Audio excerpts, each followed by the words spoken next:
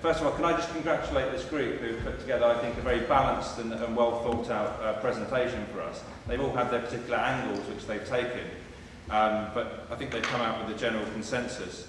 I think Daniel's spot on. With if you don't start from the principles of reform, and you start off with, I think one of the criticisms of the leaflet that went out from the Electoral Commission is that it asks you, you're bombarded with words like deputies, senators, constables, election days and all this. And it completely divides the population, and I think that's true. And I was particularly interested in James' solution. James Arundel was spot on, and he did a very good dissertation, which I've read through, that we do need compromise when it comes to the constables, because the constables, are, like it or not, are the sticking point. There's polarisation and very strong views held on both sides about the role of the constables.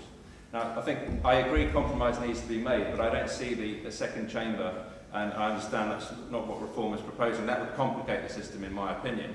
So I think the compromise comes from acknowledging that the roles that the constables have a valid role to play in Ireland life, the fact that it's ultimately down to the electorate to decide whether they want their constables in the States or not in the States. The constables obviously will remain in the parishes, but the ultimate decision has to be with the electors, and I think that's the point which I would certainly agree with. If I can just give an analogy with first past the post and why it doesn't work. First past the post can only work, can only be fair, if there's a single seat constituency with 2 candidates. That's the only time which first past the post can and is fair. If there are 3 candidates for 1 seat, then it's quite easy for the winning candidate to have 40% of the vote, whilst 60% of the population detest the man or woman, probably the man.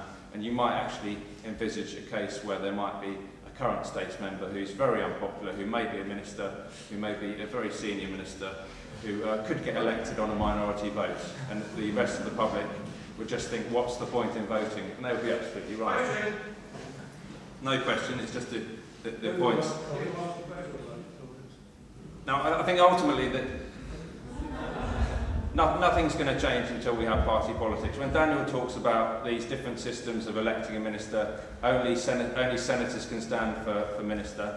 Well, I might stand for senator, and I've got no interest in being a minister at all. What people do in other parts of the world, which seems to work, is that you elect people on a platform of their policies, and then the majority government has a mandate, or if they need to, they form a coalition, and then they appoint ministers or their chief minister in accordance. And ultimately, I can't see why there's so much resistance in Jersey to that. And in the meantime, the current lot, who are a party, they're a de facto party, and there's a de facto opposition, which is divided, will run rings around the island. That's why we get individual ministers that we dislike. We get policies that we dislike that are unpopular with the island, to do with population, to do with social issues, you name them. And of course, plus ça change, plus ça reste la même. So that's really the key issue. Now, what I would congratulate this group on doing is keeping it simple. These are the prerequisites. This is a framework, if you like, for having a functional democracy. This isn't going to bring in a perfect island, a perfect government in itself, but this is the de minimis, if you like. Without this, we may as well all go home. So we need a proper functioning system, and then it's up to the public to choose their government, whether that be a left, centre, right, green, authoritarian, paternalistic government, whatever, that's fine, but let the people choose, and let's have a meaningful electoral system. And let it not be boycotted as the cynics or those amongst us may think that it's already a loaded commission, and perhaps if that's the question, it is to what extent should we be making submissions, should we boycott this system, which has been actually infiltrated by people with pre-held and preconceived ideas, and if not, what should we be doing and why should we be getting involved with this? Thanks.